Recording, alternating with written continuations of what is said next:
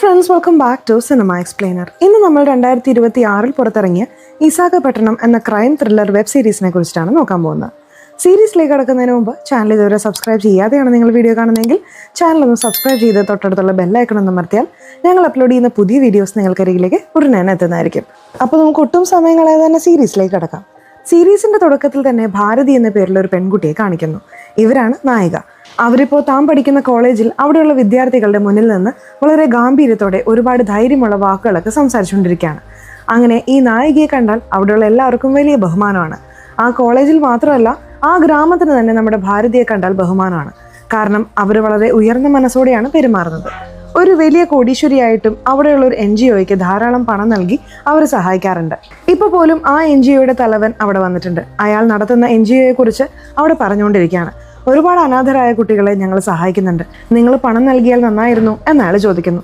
നായിക ഒട്ടും ചിന്തിക്കാതെ തന്നെ തന്റെ വളകൾ ഊരി നൽകുന്നു. കട്ട് ചെയ്താൽ ഇപ്പോൾ കാർത്തിക് എന്ന പേരിൽ ഒരു ചെറുപ്പക്കാരനെയാണ് കാണിക്കുന്നത്. ഇവൻ നായിഡുവിന്റെ വലങ്കയുടെ മകനാണ്. ഇപ്പോൾ ആ കാർത്തികും ഈ സിനിമയിലെ വില്ലനായ നായിഡുവിന്റെ ബിസിനസ് കാര്യങ്ങളൊക്കെ കുറച്ചൊക്കെ നോക്കി നടത്തുന്നുണ്ട്. അങ്ങനെ നായിഡുവിന്റെ ലോറി തന്നെ ഇപ്പോൾ പോലീസുകാർ പിടിച്ചെടുത്തിരിക്കുകയാണ്. ഇപ്പോൾ സൂര്യ എന്ന പേരിൽ ഒരു പയ്യനെയും കൂട്ടിക്കൊണ്ട് ഈ കാർത്തിക് സ്റ്റേഷനിലേക്ക് വരുന്നു. അവിടെയുള്ള ഇൻസ്പെക്ടർ തന്നെ ഭീഷണിപ്പെടുത്തുന്നു. എന്നാൽ ആ ഇൻസ്പെക്ടർ കാർത്തിക് പറയുന്നത് വകവയ്ക്കുന്നില്ല. നായിഡുവിനെ ഒന്നും എനിക്കറിയില്ല, അവരുടെ ലോറിയിൽ നിയമവിരുദ്ധമായ സാധനങ്ങളൊക്കെ ഉണ്ടായിരുന്നു, അത് ഞാൻ പിടിച്ചു വെക്കുക തന്നെ ചെയ്യും എന്ന് അദ്ദേഹം തീർത്തു പറയുന്നു. ഇപ്പോൾ അന്ന് രാത്രി തന്നെ ആ സ്ഥലത്തേക്ക് കാർത്തിക്കിനോടൊപ്പം സൂര്യ എന്നൊരാൾ വന്നിരുന്നല്ലോ. ആ സൂര്യ തന്റെ അനിയനെ അയച്ച് ആ ഇൻസ്പെക്ടറെ കൊലപ്പെടുത്തുകയും അദ്ദേഹം പിടിച്ചു വെച്ചിരുന്ന ലോറിയും സാധനങ്ങളും എല്ലാം തിരിച്ചെടുക്കുകയും ചെയ്യുന്നു. അങ്ങനെ ഇങ്ങനെയുള്ള കുറെ ഗുണ്ടകളാണ് ആ ഗ്രാമത്തിലുള്ളത്. അവരെല്ലാവരും നായിഡുവിന്റെ ആളുകൾ തന്നെയാണ്. ഇപ്പോൾ ആ ഗ്രാമത്തിലേക്ക് പുതുതായി ഒരു ഇൻസ്പെക്ടർ വന്നിരിക്കുകയാണ്. അദ്ദേഹം വളരെ കർശനക്കാരനാണ്. പേര് സത്യ. മുമ്പ് ഇവിടെ ഉണ്ടായിരുന്ന ഇൻസ്പെക്ടറെ ആരാണ് ഇങ്ങനെ ചെയ്തതെന്ന് ചോദിച്ച് ആ ഏരിയയിലുള്ള എല്ലാ റൗഡികളെയും അദ്ദേഹം അറസ്റ്റ് ചെയ്യുന്നു. അപ്പോഴാണ് പുതുതായി വന്ന ആ ഇൻസ്പെക്ടറോട് യഥാർത്ഥത്തിൽ നായിഡു ആരാണ്, വിശാഖപട്ടണം എന്ന ഈ ഗ്രാമം എങ്ങനെയാണ് അവന്റെ നിയന്ത്രണത്തിലായത്, അവൻ എങ്ങനെയാണ് ഈ ഗ്രാമത്തിലെത്തിയത് എന്നിങ്ങനെയുള്ള കാര്യങ്ങൾ ഒരാൾ കഥയായി പറയാൻ തുടങ്ങുന്നത്. സമുദ്രകനിയാണ് ഈ സീരീസിലെ നായകനും വില്ലനും. അദ്ദേഹമാണ് നായിഡു. അദ്ദേഹം യഥാർത്ഥത്തിൽ ഈ നാട്ടുകാരനെ അല്ല. അവിടെ ഗ്രാമത്തിലൊരു ഹാർബർ ഉണ്ട്. ആ ഹാർബറിൽ ജോലി ചെയ്യാനാണ് നമ്മുടെ വില്ലൻ ഈ നാട്ടിലേക്ക് വരുന്നത്. അദ്ദേഹത്തിന്റെ ജീവിതത്തിൽ വലുതായി എന്തെങ്കിലും നേടണമെന്നൊരാഗ്രഹമുണ്ട്. അങ്ങനെ കോട്ടയ്യ എന്ന പേരിലുള്ള ഒരു നല്ല സുഹൃത്തിനെയും ഈ നായിഡുവിന് ലഭിക്കുന്നു. അദ്ദേഹത്തോടൊപ്പം ചേർന്ന് ബിസിനസ് ചെയ്യണമെന്ന് അയാൾ ആഗ്രഹിക്കുന്നു. എന്നാൽ ആ ഗ്രാമത്തിൽ ബിസിനസ് ചെയ്യണമെങ്കിൽ അവിടെ വലിയൊരു മനുഷ്യനുണ്ട്. അദ്ദേഹത്തിന്റെ നിയന്ത്രണത്തിലാണ് ആ ഗ്രാമം. ആ വലിയ മനുഷ്യൻ വളരെ നല്ലവനാണ്. തൊഴിലാളികൾക്ക് കൃത്യമായ വിഹിതം നൽകണം, അധ്വാനിക്കുന്നവർ ഉയർന്നു വരണം എന്ന ചിന്തയോടെയാണ് അദ്ദേഹം ഗ്രാമവാസികളോട് ഇടപഴകുന്നത്. ഒരുപാട് പേർക്ക് അദ്ദേഹം നല്ല കാര്യങ്ങൾ ചെയ്യുന്നുണ്ട്. അങ്ങനെയുള്ള ആ വലിയ മനുഷ്യന്റെ അടുത്താണ് ഈ വില്ലൻ വന്ന് ജോലി ചോദിക്കുന്നത്. നമ്മുടെ വില്ലന് ഭാര്യയും കുട്ടികളൊക്കെ ഉള്ളതുകൊണ്ട് വേറെ നാട്ടുകാരനാണെന്നും പറഞ്ഞ് അയാൾക്കൊരു നല്ല ജോലി അദ്ദേഹം നൽകുന്നു. അങ്ങനെയാണ് ആ വലിയ മനുഷ്യന്റെ ഗ്യാങ്ങിൽ നമ്മുടെ വില്ലൻ ചേരുന്നത്. ഇപ്പോൾ അതേ ഗ്രാമത്തിലേക്ക് ചില ബർമ്മക്കാർ വരുന്നുണ്ട്. ആ ബർമ്മക്കാരുടെ തലവനായി പ്രകാശ് രാജ് എന്ന പേരിലുള്ള ഒരാളുണ്ട്. ബർമ്മക്കാർ എന്നൊന്നും നോക്കാതെ എല്ലാവരും നമ്മുടെ നാട്ടിൽ നിന്ന് പോയവരല്ലേ എന്ന് കരുതി അവരെയും ഉൾക്കൊണ്ട് ആ വലിയ മനുഷ്യൻ അവരെ ആ നാട്ടിൽ ഒന്നിച്ച് ജീവിക്കാൻ അനുവദിക്കുന്നു. എന്നാൽ കാലക്രമേണ അവർക്കിടയിൽ വഴക്കുകളും സംഘർഷങ്ങളും എല്ലാം പൊട്ടിത്തെറിക്കുന്നു. ആ ബർമ്മക്കാരുടെ തലവനായ പ്രകാശ് രാജ് ഉണ്ടല്ലോ, അയാൾ വലിയ മനുഷ്യന്റെ നിയന്ത്രണത്തിലുള്ള ഈ ഹാർബർ എങ്ങനെയെങ്കിലും സ്വന്തമാക്കണമെന്ന് ആഗ്രഹിക്കുന്നു. കാരണം ഈ വലിയ മനുഷ്യൻ ഈ ഹാർബർ വെച്ച് നല്ല കാര്യങ്ങൾ മാത്രമാണ് ചെയ്തുകൊണ്ടിരിക്കുന്നത്. നമ്മുടെ കയ്യിൽ കിട്ടിയാൽ ഒരുപാട് തെറ്റായ കാര്യങ്ങളൊക്കെ ചെയ്ത് വലിയ രീതിയിൽ വളരാം എന്നയാൾ ചിന്തിക്കുകയാണ്. ഇതെല്ലാം ഒരു വശത്ത് നിന്ന് നമ്മുടെ വില്ലനും ശ്രദ്ധിച്ചുകൊണ്ടിരിക്കെ ഒരു ദിവസം പ്രകാശ് രാജ് തന്റെ സഹായിയോടൊപ്പം ഇരുന്ന് ഇതെങ്ങനെ സ്വന്തമാക്കാം എന്ന് പ്ലാൻ ചെയ്തുകൊണ്ടിരിക്കുകയാണ്. അപ്പോഴാണ് അവിടേക്ക് നമ്മുടെ വില്ലനായ നായിഡു വരുന്നത്. നിങ്ങളുടെ പ്ലാനിൽ എന്നെയും കൂട്ടോ, നിങ്ങളുടെ കൂടെ നിന്ന് നിങ്ങൾ എന്ത് ജോലി പറഞ്ഞാലും ഞാൻ ചെയ്യാം എന്ന് പ്രകാശ് രാജിനോട് പറയുന്നു. താഴെ കിടക്കുന്ന ആ ബീഡിക്കുറ്റി ആദ്യം എടുത്തതാ, അതാണ് നിനക്ക് തരുന്ന ആദ്യത്തെ ജോലി എന്ന് പറഞ്ഞതും വില്ലിന് ദേഷ്യം വരുന്നു. അവരുടെ മുന്നിൽ തന്നെ ഇരുന്ന് പുക വലിച്ചുകൊണ്ട് അയാൾ പറയുന്നുണ്ട്, ഞാൻ നിങ്ങളുടെ നല്ലതിനാണ് പറയുന്നത്, നമുക്ക് എല്ലാവർക്കും ചേർന്ന് എങ്ങനെയെങ്കിലും ഈ ഹാർബർ പിടിച്ചെടുക്കാം, ആ വലിയ മനുഷ്യന്റെ കഥ അവസാനിപ്പിക്കാം എന്ന് വില്ലൻ പറയുന്നു. ഇങ്ങനെയിരിക്കെ ആ ഗ്രാമത്തിൽ ഒരു ഉത്സവം വരുന്നു. വലിയ മനുഷ്യൻ അവിടെയുള്ള എല്ലാവർക്കും പുതിയ വസ്ത്രങ്ങളൊക്കെ എടുത്തു നൽകുന്നുണ്ട്. നമ്മുടെ നായിഡുവിനും വസ്ത്രം നൽകി ഉത്സവത്തിന് തയ്യാറാവാൻ പറയുന്നു. ഉത്സവം തുടങ്ങുന്നതിന് മുമ്പ് എപ്പോഴും ആ വലിയ മനുഷ്യനാണ് നാടിന് നടുവിലുള്ള കുലദൈവത്തിന് മുന്നിൽ വന്ന് ആദ്യം പ്രാർത്ഥിക്കുന്നത്. അങ്ങനെ അദ്ദേഹം പ്രാർത്ഥിച്ചതിന് ശേഷം രണ്ടാമതായി വന്ന പ്രകാശ് രാജിനോടും അവിടെ പൂജ ചെയ്യാൻ പറയുന്നു. പ്രകാശ് രാജിന് ഇതൊരു വലിയ ബഹുമതിയായി തോന്നുന്നു. അപ്പോഴാണ് ആ ആൾക്കൂട്ടത്തിന് നടുവിലൂടെ നമ്മുടെ വില്ലനായ നായിഡു നടന്നു വരുന്നത്. നേരെ വിഗ്രഹത്തിനടുത്ത് നിൽക്കുന്ന ആ വലിയ മനുഷ്യനെ ഒരു വെട്ടുകത്തി ഉപയോഗിച്ച് അയാൾ വെട്ടിക്കൊല്ലുന്നു. അതും ആ ഗ്രാമത്തിന് നടുവിലാണ് ഇതെല്ലാം നടക്കുന്നത്. ഇത് നാട്ടുകാർ കാണുന്നുണ്ട്. നേരത്തെ തന്നെ ആ നാട്ടുകാരെല്ലാവരും വലിയ മനുഷ്യന്റെ ആളുകളായതുകൊണ്ട് അവർക്ക് ദേഷ്യം വരുന്നു. അവിടെ വെച്ച് തന്നെ നായിഡുവിനെ കൊല്ലാനായി അവർ ഓടി വരുന്നു. അപ്പോൾ ബർമ്മക്കാരുടെ തലവനായ പ്രകാശ് രാജിനോട് നായിഡു പറയുന്നുണ്ട്, നിന്റെ ആളുകളെ വെച്ച് ഈ നാട്ടുകാരെ തടഞ്ഞു നിർത്ത്, കുറച്ച് ദിവസങ്ങൾക്കുള്ളിൽ ഈ ഗ്രാമം തന്നെ നമുക്ക് നിയന്ത്രിക്കാം. അങ്ങനെ അവരെ തടഞ്ഞു നിർത്തി അവിടെ ഇദ്ദേഹം നായിഡുവിനെ തന്നെ രക്ഷിക്കുന്നു. അതിനുശേഷം നായിഡു മുമ്പ് കോട്ടയ്യ എന്ന പേരുള്ള ഒരാളെ കുറിച്ച് പറഞ്ഞിരുന്നല്ലോ, അദ്ദേഹത്തിന്റെ വലം കൈ. ഇവർ രണ്ടുപേരും ഒന്നു ചേർന്ന് ഒപ്പം ഈ പ്രകാശ് രാജിനെയും കൂട്ടി വിശാഖപട്ടണം എന്ന് പറയുന്ന ആ ഗ്രാമത്തിൽ വേറൊരു തലത്തിൽ ജീവിക്കാൻ തുടങ്ങുന്നു. അവിടെയുള്ള ഹാർബറിൽ ഒരുപാട് നിയമവിരുദ്ധമായ ബിസിനസ്സുകൾ ചെയ്യുക, പല സാധനങ്ങളും കള്ളക്കടത്ത് നടത്തുക തുടങ്ങി നിരവധി സംഭവങ്ങൾ ചെയ്യുന്നു. അങ്ങനെയാണ് ഈ വില്ലൻ വളർന്നത്. ഏകദേശം 20 വർഷമായി ഇപ്പോൾ ഈ ബിസിനസ് ചെയ്തുകൊണ്ടിരിക്കുകയാണ്. അങ്ങനെയാണ് പ്രസന്റിലേക്ക് കഥ കാണിക്കുന്നത്. ഇപ്പോൾ അദ്ദേഹം ഈ ഫീൽഡിൽ വളരെ കരുത്തനാണെന്ന് കാണിക്കുന്നു. തനിക്ക് മുമ്പ് സഹായം ചെയ്ത പ്രകാശ് രാജിനോട് വീട്ടിലെ ഒരു ഗുണ്ടയെ പോലെയാണ് നമ്മുടെ വില്ലൻ പെരുമാറുന്നത്. ഇതൊന്നും പ്രകാശ് രാജിനെ ഒട്ടും ഇഷ്ടപ്പെടുന്നില്ല. ഈ നായിഡുവിനെ വളർത്തിയത് ഞാനാണ്, എന്നിട്ടിപ്പോ ഈ നായിഡുവും അവന്റെ വലങ്കയും എല്ലാം എന്റെ മുന്നിലിരുന്ന് അഹങ്കാരത്തോടെ സംസാരിക്കുകയാണ്. നമുക്കൊരു ബഹുമാനവും കിട്ടുന്നില്ലല്ലോ എന്നയാൾ സങ്കടപ്പെടുന്നു. മറുവശത്ത് സൂരി എന്ന പേരിലുള്ള ഒരു പയ്യനെയാണ് കാണിക്കുന്നത്. ഈ സൂര്യയാണ് നായിഡുവിന്റെ മകളായ നമ്മുടെ നായികയെ പ്രണയിക്കുന്നത്. നായിക കോളേജ് കഴിഞ്ഞ് വരുമ്പോൾ നായിഡു എപ്പോഴും തന്റെ ഡ്രൈവറായ ഈ സൂര്യയാണ് വിളിച്ചുകൊണ്ടുവരാൻ അയക്കുന്നത്. അങ്ങനെ കൊണ്ടുപോയി അവൻ കാമുകനായും മാറുന്നു. നായിക അങ്ങനെ വീട്ടിലേക്ക് വരുമ്പോൾ അച്ഛൻ ചോദിക്കുന്നുണ്ട്, എന്താ NGOയ്ക്ക് നിന്റെ സ്വർണ്ണവള ഊരി നൽകിയെന്ന് കേട്ടല്ലോ, എന്തിനാണ് ഇതൊക്കെ കൊടുക്കുന്നത്? നിങ്ങൾ എന്തായാലും ഒരു നല്ല കാര്യവും ചെയ്യില്ലല്ലോ, കുറഞ്ഞ പക്ഷം ഞാനെങ്കിലും ചെയ്യണ്ടേ എന്ന് കരുതി എന്ന് അവർ മറുപടി പറയുന്നു. നായിഡുവിന് ഇതൊന്നും ഇഷ്ടമല്ല. എന്നാൽ നായിഡുവിന്റെ വലങ്കൈയായ കോട്ടയ്യ ഉണ്ടല്ലോ, അയാളത് തടഞ്ഞു നിർത്തുന്നു. നായിഡു സ്വന്തം മകളെ ഒരു മകളെ പോലെയല്ല കാണുന്നതെങ്കിലും കോട്ടയ്യ സ്വന്തം മകളെ പോലെയാണ് ഈ നായികയെ വളർത്തുന്നത്. മറുവശത്ത് ആ ഗ്രാമത്തിൽ ഒരു ഓട്ടോ ഡ്രൈവറെ കാണിക്കുന്നു. ഇയാൾ വളരെ സത്യസന്ധനായ ഒരാളാണ്. പേര് ജഗ. അദ്ദേഹത്തിന് ഒരു അനിയനുണ്ട്, പിന്നെ ഒരു ഭാര്യയുണ്ട്. ഇവർ 3 പേരുമാണ് അദ്ദേഹത്തിന്റെ ലോകം. അനിയനെ അവിടെയുള്ള ഒരു സ്കൂളിൽ കൊണ്ടാക്കിയിട്ടാണ് ഇയാൾ ഓട്ടോ ഓടിക്കാൻ പോകുന്നത്. മറുവശത്ത് ഈ പ്രകാശ് രാജ് ഉണ്ടല്ലോ, അയാൾ ഹാർബറിലെ തൊഴിലാളികൾക്ക് ശമ്പളം കൊടുക്കുന്ന പണിയാണ് ചെയ്തുകൊണ്ടിരിക്കുന്നത്. അതൊക്കെ അയാൾക്ക് വലിയ അപമാനമായി തോന്നുന്നുണ്ട്. അപ്പോഴാണ് ക്ഷമിച്ചത് മതി, നമ്മുടെ നായിഡുവിനെതിരെ ഗൂഢാലോചന നടത്തി നായിഡുവിനെ കൊന്ന് ആ സ്ഥാനത്തേക്ക് നമ്മൾ വരേണ്ട സമയമായി എന്ന് പറഞ്ഞ് അയാൾ പ്ലാൻ ചെയ്യുന്നത്. ഇവിടെ നായികയുണ്ടല്ലോ, അവരൊരു NGOയ്ക്ക് സഹായം ചെയ്തിരുന്നില്ലേ, അങ്ങനെ ആ NGOയിലും അവർ വന്ന് ചേരുകയാണ്. നിങ്ങളോടൊപ്പം നിന്ന് എനിക്ക് സഹായിക്കണമെന്ന് ആഗ്രഹമുണ്ട് എന്ന് അവർ പറയുന്നു. നമ്മുടെ നായിഡുവിന്റെ ഏറ്റവും അടുത്ത സുഹൃത്തെല്ലാം ഈ കോട്ടയ്യ തന്നെയാണ്, അതായത് ആ വലങ്കൈ. ഇവർ രണ്ടുപേരും ചേർന്നാണ് ഇപ്പോൾ ഈ വിശാഖപട്ടണത്തെ ഭരിച്ചുകൊണ്ടിരിക്കുന്നത്. ഇനിയും ആന്ധ്രാപ്രദേശ് മുഴുവൻ ഭരിക്കണമെന്നും അവർ ആഗ്രഹിക്കുന്നുണ്ട്. മറുവശത്ത് പ്രകാശ് രാജ് ഉണ്ടല്ലോ, അയാൾ ഈ നായിഡുവിനെതിരെ ഗൂഢാലോചന നടത്താനായി നായിഡുവിന്റെ ശത്രുവായ പ്രതാപ് എന്ന പേരിലുള്ള ഒരു വൃദ്ധനുമായി ഒത്തുചേർന്നു. ഇതെല്ലാം നായിഡു അറിയാതെയാണ് ചെയ്യുന്നത്. അതുപോലെ ഇവിടെ വില്ലനായ നായിഡുവിന്റെ ബിസിനസ് പാർട്ട്ണർമാരെ കാണിക്കുകയാണ്. ചെന്നൈയിൽ നിന്നും ഡൽഹിയിൽ നിന്നുള്ളവരുമായി അയാൾ ബിസിനസ് സംസാരിച്ചുകൊണ്ടിരിക്കുകയാണ്.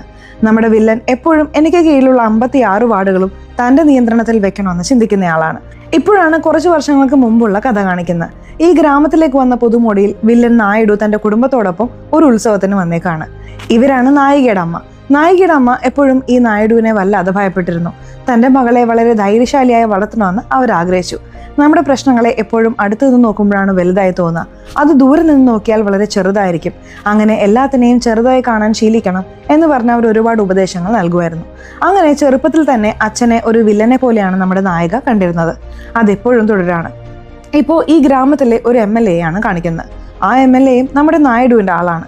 ഇപ്പോൾ കുറച്ചുനാൾ മുമ്പ് മരിച്ച CI സത്യ ഉണ്ടല്ലോ, അദ്ദേഹത്തിന്റെ കേസ് എപ്പോൾ അന്വേഷിക്കുമെന്ന് ചോദിച്ചപ്പോൾ അതിനല്ലേ പുതുതായി മറ്റൊരു ഇൻസ്പെക്ടർ വന്നിരിക്കുന്നത്, വേഗം തീരുമാനം ഉണ്ടാക്കാം എന്ന് പറഞ്ഞിട്ട് ആരാണോ ആ SI സത്യയെ കൊന്നത് അയാളോടൊപ്പം തന്നെ പോയി ആ MLA ഇരിക്കുന്നതായി കാണിക്കുന്നു. ഇവിടെ നായിക വീണ്ടും ആ NGOയ്ക്ക് സാധനങ്ങളൊക്കെ വാങ്ങിക്കൊടുക്കുന്നതായി കാണിക്കുന്നുണ്ട്. ആ NGO തലവനും എന്തിനാണ് മാഡം ഇങ്ങനെയൊക്കെ ചെയ്യുന്നത്, നിങ്ങളുടെ അച്ഛനറിഞ്ഞാൽ എന്തെങ്കിലും പ്രശ്നം ഉണ്ടാക്കില്ലേ എന്ന് ചോദിക്കുകയാണ്. അതൊക്കെ വിട് സാർ, ഇതുപോലെ കൊടുത്തുകൊണ്ടേ ഇരുന്നാൽ ഒരുപാട് പുണ്യം കിട്ടുമെന്ന് പറയും. പാവപ്പെട്ട കുട്ടികൾക്കല്ലേ ഞാൻ കൊടുക്കുന്നത് എന്ന് നായിക മറുപടി പറയുന്നു.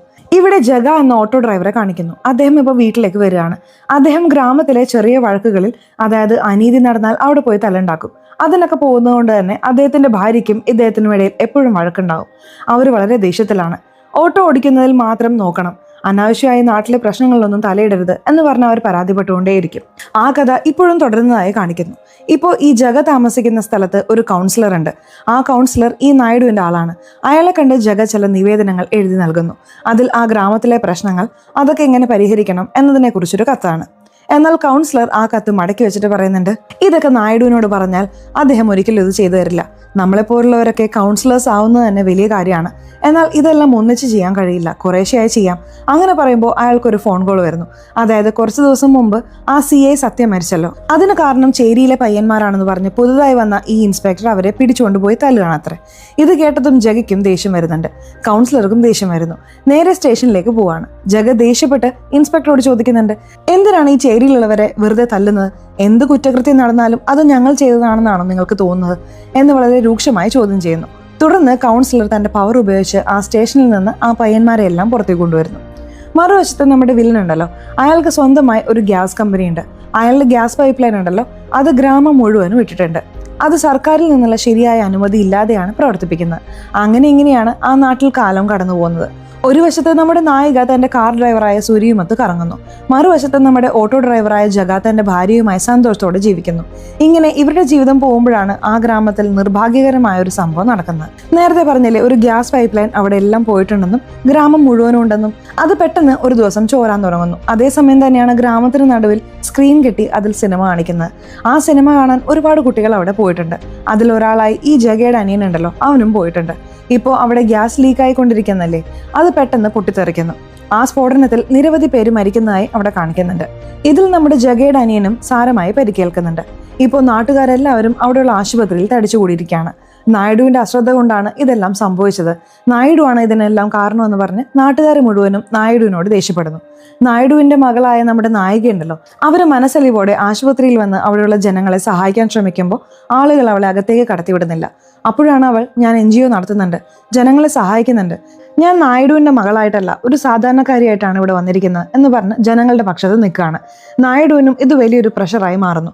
കാരണം ജനങ്ങളുടെ പിൻബലം കൊണ്ടാണ് ഇത്രയും കാലം അയാളെല്ലാം ചെയ്തുകൊണ്ടിരുന്നത്. ഇപ്പോൾ ആ ജനങ്ങൾക്ക് തന്നെ ഇങ്ങനെ സംഭവിച്ചല്ലോ. ഇതെന്തായാലും നമ്മൾ ലീക്കാക്കിയതല്ല, നമ്മുടെ ശത്രുക്കൾ ആരോ ചെയ്തതാണ്. അതാര് എന്ന് അയാൾ അന്വേഷിക്കാൻ തുടങ്ങുന്നു.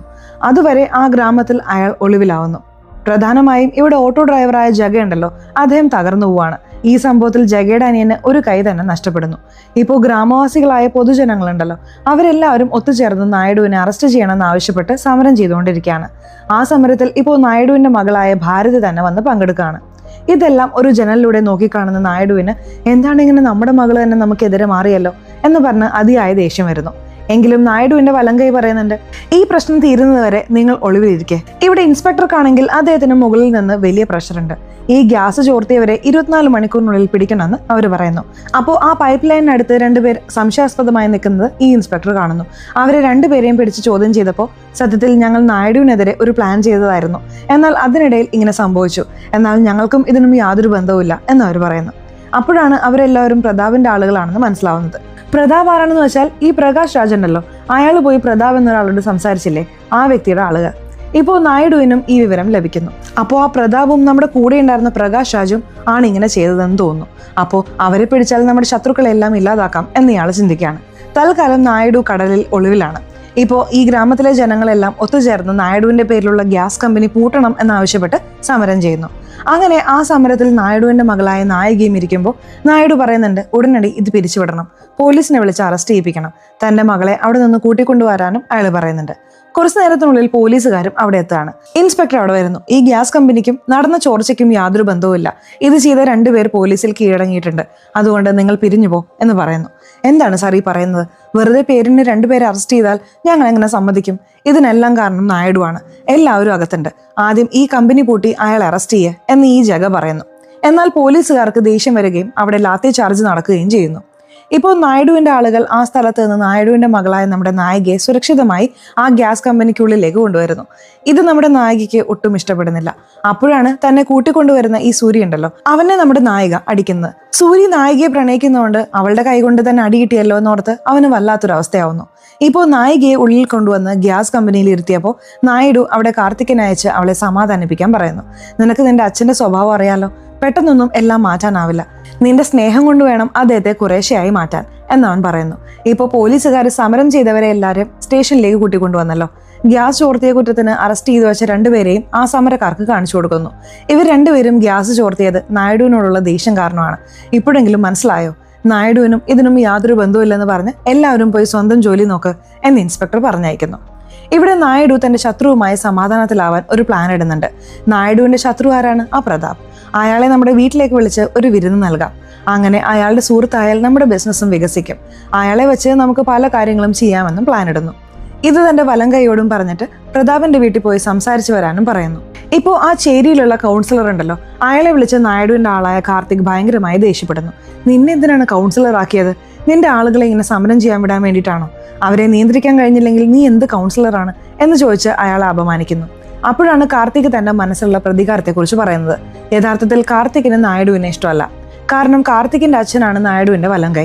അദ്ദേഹം ഒരു അടിമയെ പോലെയാണ് ഈ നായിഡുവിന് ജോലി ചെയ്തിരുന്നത്. എന്റെ അച്ഛൻ കാരണം എനിക്കും വളരാൻ കഴിയുന്നില്ല. എങ്ങനെയെങ്കിലും എന്റെ അച്ഛനെയും ആ നായിഡുവിനെയും ഇല്ലാതാക്കി അവരുടെ സാമ്രാജ്യം ഞാൻ പിടിച്ചെടുക്കണം. അതാണ് എന്റെ ആഗ്രഹം എന്ന് അവൻ ആ കൗൺസിലറോട് പറയുന്നു. ഇപ്പോൾ ഇന്നലെ സമരസ്ഥലത്ത് നിന്ന് അറസ്റ്റ് ചെയ്തവരെയെല്ലാം നമ്മുടെ നായിക വന്ന് ജാമ്യത്തിലിറക്കുന്നു. അതുകൊണ്ട് എല്ലാവർക്കും നായികയോട് വലിയ ബഹുമാനം വരുന്നു. എന്നാൽ നമ്മുടെ ജഗയ്ക്ക് മാത്രം തന്റെ ഏരിയയിലെ കൗൺസിലറോട് വലിയ ദേഷ്യമാണ്. ഇപ്പോഴും നീ നായിഡുവിന്റെ പക്ഷത്താണല്ലോ നിൽക്കുന്നത്. നമ്മുടെ ഏരിയയിൽ എത്രയോ പേര് മരിച്ചു, അവരുടെ പക്ഷത്ത് നീ നിൽക്കുന്നില്ലല്ലോ എന്ന് പറഞ്ഞ് അയാളുടെ ഷർട്ടിന്റെ കോളറിന് പിടിച്ച് വഴക്ക് പറഞ്ഞിട്ട് പോകുന്നു. ഇവിടെ നമ്മുടെ നായിക ആ സൂര്യയെ കാണാൻ വരികയാണ്, അതായത് അവളുടെ കാമുകൻ. സൂര്യയോട് അവൾ പറയുന്നുണ്ട്, ഇന്നലെ ഞാൻ നിന്നെ അടിക്കാൻ കാരണമുണ്ട്. ആ സമരത്തിൽ നിന്ന് എന്നെ പാതി വഴിയിൽ നീ കൂട്ടിക്കൊണ്ടുവന്നില്ലേ, അത് ഇഷ്ടപ്പെടാത്തത് കൊണ്ടാണ് അടിച്ചത്. നീ നായിഡുവിന്റെ മകളല്ലേ, എന്തിനാണ് ഇങ്ങനെ സമരം ചെയ്യുന്നത്? നിന്റെ അച്ഛന് നിന്നോട് ദേഷ്യം വന്ന നിന്നെയും നിന്നെ പ്രണയിച്ച പാപത്തിന് എന്നെയും എന്തെങ്കിലും ചെയ്താൽ എന്ത് ചെയ്യും? നമ്മുടെ കല്യാണത്തിന് ശേഷം നീ ഇങ്ങനെയൊന്നും ചെയ്യരുത്, ഓക്കെ എന്ന് പറഞ്ഞ് അവൻ നായികയിൽ നിന്ന് സത്യം വാങ്ങുന്നു. ഈ പ്രതാപ് ഉണ്ടല്ലോ, അയാൾക്ക് അല്പം സ്ത്രീ ദൗർബല്യമുണ്ട്. ഇപ്പൊ പോലും ഒരു പെൺകുട്ടിയോടൊപ്പമാണ് അയാൾ ഇരിക്കുന്നത്. അങ്ങനെ ആ പ്രകാശ് രാജിനോടൊപ്പം ഇരുന്ന്, എന്താ പ്രകാശ് രാജെ, നായിഡുവിനെ ചീത്തപ്പേരുണ്ടാക്കാൻ ആ ഗ്യാസ് ലീക്കാക്കിയല്ലോ എന്ന് പറയുന്നുണ്ട്. എടാ പ്രതാപേ, അത് നീ ചെയ്തതല്ലേ, അപ്പൊ നീയും ലീക്കാക്കിയതല്ലേ, പിന്നെ ആരായിരിക്കും അത് ചെയ്തത് എന്ന് അവർക്കിടയിൽ തന്നെ ഒരു ചോദ്യം വരുന്നു. അപ്പോഴാണ് ഈ പ്രതാപിനെ കാണാനായി നായിഡുവിന്റെ വലങ്കൈ വരുന്നത്. അയ്യോ, ഞാനിവിടെ ഉള്ളത് കണ്ട പ്രശ്നമാവും എന്ന് പറഞ്ഞ് പ്രകാശ് രാജും പോയി ഒളിക്കുകയാണ്. അപ്പോഴാണ് നായിഡു ഈ പ്രതാപിനെ വിരുന്നിന് ക്ഷണിച്ച കാര്യം വന്ന് പറയുന്നത്. എന്തിനാണ് വിരുന്നിന് വിളിക്കുന്നത്? അവിടെ വെച്ച് എന്നെ കൊല്ലാനാണോ എന്ന് പ്രതാപ് ഭയപ്പെടുന്നു. നായിഡു എല്ലാവരോടും നേർക്ക് നേരെ ഏറ്റുമുട്ടുന്നവനാണ്. നിന്നെ കൊല്ലണമെങ്കിൽ അവൻ നേരിട്ട് വന്ന് നിന്നെ കൊന്നിട്ട് പോകും. ഇങ്ങനെ വിഷം കൊടുത്ത് കൊല്ലുന്നത്ര ഭീരുവല്ല അവൻ. നിന്നോട് സമാധാനമായി പോകാനാണ് അവൻ ആഗ്രഹിക്കുന്നത്, അതുകൊണ്ട് വാ എന്ന് പറഞ്ഞ അയാൾ പോവാണ്. അങ്ങനെ നായിഡുവിന്റെ വീട്ടിലേക്ക് ഈ പ്രതാപ് വരുന്നു. നായിഡു പ്രതാപിന് വലിയ ബഹുമാനം നൽകി അവിടെ വലിയൊരു രാജവിരുന്ന് നൽകുന്നു. അപ്പോൾ അകത്തുള്ള മകളെയും നായിഡു വിളിക്കുന്നുണ്ട്. നമ്മുടെ നായികയും അവിടെ വന്ന് നിൽക്കുന്നുണ്ട്. ഇയാൾക്ക് ഭക്ഷണം വിളമ്പി കൊടുക്കുക എന്ന് അയാൾ പറയുന്നു. അവരും അതുപോലെ ഭക്ഷണം വിളമ്പുന്നു. കുറച്ചു നേരം കഴിഞ്ഞപ്പോൾ പ്രതാപ് നായികയെ വല്ലാത്തൊരു നോട്ടം നോക്കുന്നു. അപ്പോൾ ആ പ്രതാപിനോട് നമ്മുടെ വില്ലൻ, എന്തായി, നിനക്ക് എന്റെ മകളെ ഇഷ്ടപ്പെട്ടോ? എങ്കിൽ അവളെ കല്യാണം കഴിക്കുന്നോ എന്ന് ചോദിക്കുകയാണ്. പ്രതാപ് വളരെ പ്രായമുള്ള ആളാണ്. അതിനു പുറമെ സ്ത്രീകൾ ഒരു ദൗർബല്യവുമാണ്. ഇങ്ങനെയുള്ള ഒരാൾക്കാണോ മകളെ കൊടുക്കുന്നതെന്ന് കരുതി ചുറ്റുമുള്ളവരൊക്കെ ഞെട്ടിപ്പോവാണ്. എന്നാൽ നായിഡു ഒരൊറ്റ തീരുമാനത്തിലാണ്, എന്റെ മകൾ നിനക്കുള്ളതാണ് എന്ന് പ്രതാപിന് വാക്ക് നൽകുന്നു. പ്രതാപിന് അത് വലിയ സന്തോഷമാവുകയും നായിഡുവിന്റെ മകളെ വിവാഹം കഴിക്കാൻ സമ്മതിക്കുകയും ചെയ്യുന്നു. അങ്ങനെ വിവാഹം ഉറപ്പിച്ച് നമ്മുടെ പ്രതാപ് തന്റെ വീട്ടിലേക്ക് വരുമ്പോൾ വീട്ടുപടിക്കൽ വെച്ച് അയാളെ ആരോ ആക്രമിക്കാൻ നോക്കുന്നു. ഭാഗ്യത്തിന് പ്രതാപിന് പിന്നാലെ വന്ന നായിഡുവിന്റെ ആളുകൾ അയാളെ രക്ഷിച്ച് വീണ്ടും നായിഡുവിന്റെ വീട്ടിലേക്ക് തന്നെ കൊണ്ടുവരുന്നു. ഇവിടെ നായിഡുവിന്റെ മകളായ നായിക അച്ഛനോട് വന്നിട്ട്, എന്താ അച്ഛൻ നടക്കുന്നത്? ആ പ്രായമായ ആളെയാണോ ഞാൻ കല്യാണം കഴിക്കേണ്ടത് എന്ന് ചോദിക്കുകയാണ്. അവിടെയുള്ള വലങ്കയും പറയുന്നുണ്ട്, അതെ, അവള് പറയുന്നതും ശരിയാണല്ലോ, അവൾക്കൊരു ഭാവി ഉണ്ടല്ലോ, അവളുടെ ജീവിതം എന്തിനാണ് നശിപ്പിക്കുന്നത് എന്ന് ചോദിക്കുകയാണ്. ഇവളെ ചെറുപ്പം മുതൽ ഞാൻ ഗൗനിക്കാതെ വിട്ടതാണ്. ഇനി മുതലെങ്കിലും ഞാൻ പറയുന്നത് മാത്രം അവൾ കേൾക്കണം. ഇല്ലെങ്കിൽ എന്ത് സംഭവിക്കുമെന്ന് അവൾക്ക് തന്നെ അറിയാം. ഞാൻ ചെയ്യുന്ന എല്ലാത്തിനും പിന്നിൽ ഒരു കാരണമുണ്ട്. എന്റെ മകളെ ആ പ്രതാപിന് വിവാഹം ചെയ്തു കൊടുത്താൽ അവന്റെ പേരിലുള്ള പല ബിസിനസ്സുകളും നമുക്ക് സ്വന്തമാക്കാം. അതുകൊണ്ട് അവനെ ഒരു കരുവായി നിർത്താം എന്ന് അദ്ദേഹം തീരുമാനത്തിൽ ഉറച്ചു നിൽക്കുന്നു. ഇപ്പോൾ പ്രതാപിനെയും ആ അപകടത്തിൽ നിന്ന് രക്ഷപ്പെടുത്തി വീട്ടിൽ കൊണ്ടുവന്നല്ലോ, ഇത് ആരായിരിക്കും ചെയ്തത് എന്ന് നായിഡു പ്രതാപിനോട് ചോദിക്കുന്നു. അപ്പോഴാണ് അയാൾ പറയുന്നത്, നിങ്ങളുടെ ആളായ പ്രകാശ് രാജാണ് എന്നോട് വന്ന് നിങ്ങളെക്കുറിച്ച് സംസാരിച്ച് ചതിക്കാൻ ശ്രമിച്ചത്. ഒരുപക്ഷെ അവനായിരിക്കും ഇത് ചെയ്തത്. ഞാൻ നിങ്ങളോടൊപ്പം ചേർന്നത് ഇഷ്ടപ്പെടാതെ എന്നെ കൊല്ലാൻ വന്നതായിരിക്കും. നായിഡു പറയുന്നുണ്ട്, ഒന്നിനും ഭയപ്പെടേണ്ട, നമ്മൾ രണ്ടുപേരും ചേർന്ന് ആ പ്രകാശ് രാജിന്റെ കഥ അവസാനിപ്പിക്കാം. ശത്രുവിനേക്കാളും ദ്രോഹി വളരെ മോശപ്പെട്ടവനാണെന്ന് വില്ലൻ ചിന്തിക്കുന്നു. ഇപ്പോൾ കഥ വീണ്ടും ചെറിയൊരു ഫ്ലാഷ് ബാക്കിലേക്ക് പോകുന്നു. ഈ വില്ലൻ ഉണ്ടല്ലോ, അയാൾ ഒരു രാക്ഷസനെ പോലെയാണ് സ്വന്തം ഭാര്യയോട് പെരുമാറിയിരുന്നത്. ഓരോ ദിവസവും രാത്രി വേറൊരു രൂപത്തിലാണ് വീട്ടിലേക്ക് വന്നിരുന്നത്. അങ്ങനെ പല വേദനകളും സഹിച്ചാണ് നമ്മുടെ നായികയുടെ അമ്മ നായികയെ വളർത്തിയത്. അങ്ങനെയുള്ളൊരു വേദന ഇപ്പോൾ അച്ഛന് വേണ്ടി നായികയും സഹിക്കേണ്ട അവസ്ഥയിലാണ്. തന്റെ പ്രണയമെല്ലാം മറന്ന് അച്ഛൻ പറഞ്ഞ ആ വൃദ്ധനെ വിവാഹം കഴിക്കേണ്ട ഗതികേട്. മറുവശത്ത് ഈ പ്രതാപ് ഉണ്ടല്ലോ, അയാളും വലിയൊരു പദ്ധതി മനസ്സിൽ വെച്ചുകൊണ്ടാണ് ഈ വിവാഹത്തിന് തയ്യാറാവുന്നത്. കാരണം നായിഡുവിന്റെ മകളെ തന്നെ വിവാഹം കഴിച്ചാൽ ആ പെൺകുട്ടിയെ വെച്ച് ഭീഷണിപ്പെടുത്തി നായിഡുവിൽ നിന്ന് പല കാര്യങ്ങളും നേടിയെടുക്കാം. അതിനുശേഷം ഈ വിശാഖപട്ടണം തന്നെ നമുക്ക് നിയന്ത്രിക്കാം എന്ന് അയാൾ കരുതുന്നു. ഇപ്പോൾ ആ NGOയിൽ നിന്ന് നമ്മുടെ നായികയെ കാണാൻ ആളുകൾ വന്നിട്ടുണ്ട്. വിവാഹത്തിന് മുമ്പ് ആ NGOക്കാർക്ക് നായിക ഒരു ചെക്ക് എഴുതി കൊടുക്കുന്നു. മാഡം, എത്രത്തോളമാണ് നിങ്ങൾ സഹായിച്ചുകൊണ്ടിരിക്കുന്നത്? മതി, ഇപ്പോൾ നിങ്ങളുടെ വിവാഹം നടക്കാൻ പോവാണ്, ഇപ്പോഴും നിങ്ങൾ സഹായിക്കുകയാണോ എന്ന് ചോദിക്കുകയാണ്. ഇപ്പോൾ ആ NGOയ്ക്ക് ആ പണം കൊടുത്തിട്ട് ജനങ്ങൾക്ക് വേണ്ടി ചെയ്യുന്ന സഹായങ്ങളെ തടയരുത് എന്ന് അവർ പറയുന്നു. ഇപ്പോൾ നമ്മുടെ നായിക ആ കാർത്തികിന്റെ അടുത്ത് വരുന്നുണ്ട്. ആ വലങ്കയുടെ മകൻ, ഞാൻ NGOയ്ക്ക് സഹായിക്കുന്ന പോലെ നീയും NGOയ്ക്ക് സഹായിക്കണം, ഇതിനെല്ലാത്തിനും പിന്നിൽ ഒരു കാരണമുണ്ട് എന്നവൾ അല്പം ഒളിച്ചു വെച്ച് സംസാരിക്കുന്നു. ഇവിടെ വില്ലൻ വളരെ സന്തോഷത്തോടെ തയ്യാറെടുത്തുകൊണ്ടിരിക്കുകയാണ്. മകളുടെ കല്യാണമല്ലേ, ഒരുപാട് അതിഥികൾ നമ്മളെ കാണാൻ വരും എന്ന് തന്റെ വലങ്കൈയോട് അയാൾ പറയുന്നു. ഇവിടെ പ്രകാശ് രാജും ഒരു കണ്ടെയ്നറിനുള്ളിൽ ഒളിച്ചിരിക്കുകയാണ്. കാരണം നായിഡുവിന്റെ ആളുകൾ ഇപ്പോൾ പ്രകാശ് രാജിനെ കൊല്ലാനായി തിരയുന്നുണ്ട്. ഇവിടെ നായിഡുവിന്റെ വീട്ടിൽ കല്യാണം നടക്കുന്ന അതേ സമയത്ത് തന്നെയാണ് അവരുടെ ഗ്രാമത്തിലുള്ള 56 കൗൺസിലർമാരെ തെരഞ്ഞെടുക്കേണ്ട സാഹചര്യമുള്ളത്. നേരത്തെ കൗൺസിലറായിരുന്ന ചേരിയിലെ ഒരാളെ കുറിച്ച് നമ്മൾ പറഞ്ഞിരുന്നില്ലേ, അയാൾക്ക് വീണ്ടും ആ സ്ഥാനം കിട്ടുമോ എന്ന് സംശയം ഉണ്ടായിരുന്നു. എന്നാൽ ഇപ്പോൾ അയാൾക്ക് ആ സ്ഥാനം ലഭിക്കുന്നു. ആ കാർത്തിക്കും ആ സ്ഥാനം നൽകിയിട്ട് പറയുന്നുണ്ട്, കഴിഞ്ഞ തവണ നീ നായിഡുവിനോട് കൃത്യമായ കൂറ് കാണിച്ചില്ല, നിങ്ങളുടെ നാട്ടിൽ ഒരുപാട് സമരങ്ങൾ നടക്കാനും നീ അനുവദിച്ചു. എന്നാൽ ഇത്തവണ അങ്ങനെ സമരമൊന്നും നടക്കാൻ പാടില്ല. ഇനി മുതൽ നീ ആ തെരുവ് ഭദ്രമായി നോക്കണം എന്ന് പറയുന്നു. ഇവിടെ നായിക വിവാഹ വേഷത്തിലിരിക്കുമ്പോൾ അല്പം സന്തോഷവതിയാണ്. അപ്പോൾ അവരുടെ മുത്തശ്ശി അവിടേക്ക് വന്ന് വൈകാരികമായി സംസാരിക്കുന്നു. നിന്റെ അമ്മയുടെ ജീവിതം നശിച്ചുപോയി, ഇപ്പോൾ ആ നായിഡു കാരണം നിന്റെ ജീവിതവും നശിക്കാൻ പോവാണ്, എന്ത് ചെയ്യാനാ എന്ന് അവർ സങ്കടപ്പെടുന്നു. ഇപ്പോൾ നായിക അങ്ങനെ കല്യാണ മണ്ഡപത്തിലേക്ക് നടന്നു വരുമ്പോൾ മുന്നിൽ താൻ പ്രണയിച്ച സൂര്യയെ കാണുന്നു. അവനും ഒന്നും ചെയ്യാൻ കഴിയുന്നില്ല. നായിഡുവിനെ കാണാൻ അദ്ദേഹവുമായി ബിസിനസ് ചെയ്യുന്ന ഒരുപാട് വലിയ ആളുകളൊക്കെ ആ കല്യാണത്തിന് വരുന്നു. ഇവിടെ ഇൻസ്പെക്ടർ ഉണ്ടല്ലോ, അദ്ദേഹത്തിന് ഇപ്പോൾ പ്രകാശ് രാജുള്ള സ്ഥലം മനസ്സിലാവുന്നു. അദ്ദേഹം ആ കണ്ടെയ്നറിനടുത്തേക്ക് വന്ന് പ്രകാശ് രാജിനെ അറസ്റ്റ് ചെയ്ത് കൊണ്ടുപോകുന്നതായി കാണിക്കുന്നു. മറുവശത്ത് കല്യാണ മണ്ഡപത്തിലിരിക്കുന്ന നമ്മുടെ നായികയുടെ കഴുത്തിൽ ആ വൃദ്ധൻ താലി കെട്ടുന്നു. അതാണ് ആ പ്രതാപ്. ഇത് കണ്ടുകൊണ്ട് നിൽക്കുന്ന സൂര്യ കരഞ്ഞുകൊണ്ട് പോവാണ്. അവൻ അനിയനോട് രാത്രി പുലമ്പുന്നുണ്ട്, ഞാൻ അവളെ എങ്ങനെയൊക്കെ സ്നേഹിച്ചെന്ന് നിനക്കറിയാമോ, ഇങ്ങനെ പൂർണ്ണമായും എന്നെ വിട്ടുപോയല്ലോ, എന്നെ പറ്റിച്ചല്ലോ. ഇപ്പോൾ നമ്മുടെ വില്ലൻ ഈ കല്യാണ സദ്യ ആ ബർമ്മക്കാർ താമസിക്കുന്ന ഏരിയയിലേക്കും കൊടുത്തയക്കുന്നു. എന്നാൽ അവരാരും അത് കഴിക്കുന്നില്ല. ഇതിനകം പ്രകാശ് രാജിനെ പോലീസ് പിടിച്ചതുകൊണ്ട് അയാളുടെ സഹായിയായ വില്ലൻ പിടികൂടുന്നു. നീ ഇനി മുതൽ പ്രകാശ് രാജിനോട് കൂറ് കാണിക്കാതെ എനിക്ക് ഗുണ്ടയായി നിന്നാൽ, എനിക്ക് വേണ്ടി ജോലി ചെയ്താൽ നിന്നെ ജീവനോടെ വിടാം, അല്ലെങ്കിൽ എന്ത് ചെയ്യുമെന്ന് നിനക്ക് അറിയാലോ എന്ന് പറഞ്ഞ് ഭീഷണിപ്പെടുത്തുന്നു. അതോടെ പ്രകാശ് രാജിന്റെ സഹായി പൂർണ്ണമായും ഈ വില്ലന്റെ ആളായി മാറുന്നു. ബർമ്മക്കാരെല്ലാവരും എന്റെ നിയന്ത്രണത്തിൽ വരുന്ന രീതിയിൽ, എന്റെ വാക്ക് കേൾക്കുന്ന രീതിയിൽ നീ വേണം ചതിയിലൂടെ ഒന്നിപ്പിക്കാൻ എന്ന് അയാൾ ആവശ്യപ്പെടുന്നു. ഇവിടെ നമ്മുടെ നായിക ആദ്യരാത്രിയുടെ മുറിയിലേക്ക് വരുന്നു. അവിടേക്ക് കുറച്ചു നേരത്തിനുള്ളിൽ പ്രതാപും വരുന്നു. പ്രതാപ് വളരെ ക്രൂരനായ ആളാണ്. വന്ന് ഒരു വാക്കുപോലും നായികയോട് സംസാരിക്കാതെ വളരെ മോശമായി പെരുമാറാൻ തുടങ്ങുന്നു. മറുവശത്ത് നായികയെ പ്രണയിച്ച സൂര്യക്ക് ഈ പെൺകുട്ടി തന്നെ പറ്റിച്ചു പോയത് സഹിക്കാൻ കഴിയുന്നില്ല. അവളെ അങ്ങ് കൊന്നുകളയാം എന്ന് കരുതി ഒരു തോക്കും എടുത്ത് നായിഡുവിന്റെ വീടിനുള്ളിലേക്ക് രഹസ്യമായി കടക്കുന്നു. അവൻ നായികയുടെ മുറിക്കടുത്തേക്ക് വരുന്നു. അതേസമയം നായികയെ പ്രതാപ് നിർബന്ധപൂർവ്വം കീഴ്പ്പെടുത്തുന്നു. പ്രതാപ് പറയുന്നുണ്ട്, ഇതൊരു തുടക്കം മാത്രമാണ്, നീ നായിഡുവിന്റെ മകളായതുകൊണ്ട് ഇതിലും 3 ഇരട്ടിയായി നിന്നെ കഷ്ടപ്പെടുത്തി ഞാൻ ഇങ്ങനെയൊക്കെ ചെയ്യും. എന്നെ ഇനി മുതൽ ആർക്കും തടയാനാവില്ല, കാരണം ഞാൻ നിന്റെ ഭർത്താവാണ് എന്ന് പറഞ്ഞ് ചിരിക്കുന്നു. അവസാനം നായികയ്ക്ക് സഹി കെടുന്നു. അതിയായ ദേഷ്യത്തോടെ അവൾ അവിടെ ഒരു സംഭവം ചെയ്യുന്നു. ഇപ്പോൾ നായിഡുവിനും ഒരു ഫോൺ കോൾ വരികയാണ്. അയാൾ ഇത് കേട്ട് വേഗത്തിൽ അവിടേക്ക് ഓടി വരുന്നു. വന്നു നോക്കുമ്പോൾ അവിടെ ഈ പ്രതാപിനെ നമ്മുടെ നായിക കൊലപ്പെടുത്തിയിരിക്കുകയാണ്. പ്രതാപ് മരിച്ചു കിടക്കുകയാണ്. അപ്പോഴാണ് നായികയുടെ അച്ഛനായ നായിഡു ചോദിക്കുന്നത്, എന്ത് കാര്യമാണ് ചെയ്തു വച്ചിരിക്കുന്നത്, ഇതിനെ ഞാൻ എത്ര കഷ്ടപ്പെട്ടാണ് ഇതിനെ സമ്മതിപ്പിച്ചതെന്നും എത്രത്തോളം പ്ലാൻ ചെയ്തിരുന്നു എന്നും നിനക്കറിയാമോ? ഇപ്പോൾ എല്ലാം വെറുതെ ആയിപ്പോയി. ഞാൻ നിങ്ങളുടെ മകളല്ലേ, നിങ്ങൾക്ക് മാത്രം മറ്റുള്ളവരെ കൊല്ലാമോ? ഞാനും എന്നെ കൊല്ലും. ഇവനെ എനിക്ക് ഒട്ടും ഇഷ്ടപ്പെട്ടില്ല, അതാണ് ഇങ്ങനെ ചെയ്തത് എന്നവൾ അഹങ്കാരത്തോടെ പറയുന്നു. നായിഡു വളരെ നിരാശനാവുന്നുണ്ട്. മാത്രമല്ല, ഈ കുറ്റം ആര് ഏറ്റെടുത്ത് ജയിലിൽ പോകും എന്നോർത്ത് അയാൾക്കൊന്നും മനസ്സിലാവുന്നില്ല. അപ്പോഴാണ് ആ സ്ഥലത്ത് ഈ സൂര്യ ഉള്ളത്, നായികയെ പ്രണയിച്ച പയ്യൻ. അവൻ ആ കുറ്റം ഏറ്റെടുത്ത് ജയിലിൽ പോകാൻ സമ്മതിക്കുന്നു. ഇപ്പോൾ പ്രതാപ് മരിച്ചുകൊണ്ട് ആ ഗ്രാമത്തിൽ ബന്ദ് നടക്കുകയാണ്. ആ ബന്ദ് നടക്കുന്ന സമയത്താണ് ജഗത് തന്റെ ഓട്ടോയിൽ ഭാര്യയോടും അനിയനോടൊപ്പം ആശുപത്രിയിലേക്ക് പോകുന്നത്. അയാളെ ചിലർ വഴി തടഞ്ഞ് അടിക്കാൻ വരുന്നു. ഭാഗ്യത്തിന് അതിനിടയിൽ ഇൻസ്പെക്ടർ അവിടെ വന്ന് ജഗയെ രക്ഷിക്കുന്നു. ഇപ്പോൾ പ്രതാപിനെ കൊന്നുവെന്ന് പറഞ്ഞ് കീഴടങ്ങിയ സൂര്യയോട് ഇൻസ്പെക്ടർ വന്ന് ചോദിക്കുന്നുണ്ട്, എന്തിനാണ് ഇങ്ങനെ ചെയ്തത്? എന്നാൽ സൂര്യയുടെ ഭാഗത്ത് നിന്ന് യാതൊരു മറുപടിയുമില്ല. അവൻ വളരെ അഹങ്കാരത്തോടെ അവിടെ കിടക്കുന്നതായി കാണിക്കുന്നുണ്ട്. ഇപ്പോൾ ഈ സൂര്യ ജയിലിലായിരിക്കുമ്പോൾ അതേ ജയിലിൽ തന്നെയാണ് ഇപ്പോൾ പ്രകാശ് രാജു ഉള്ളത്.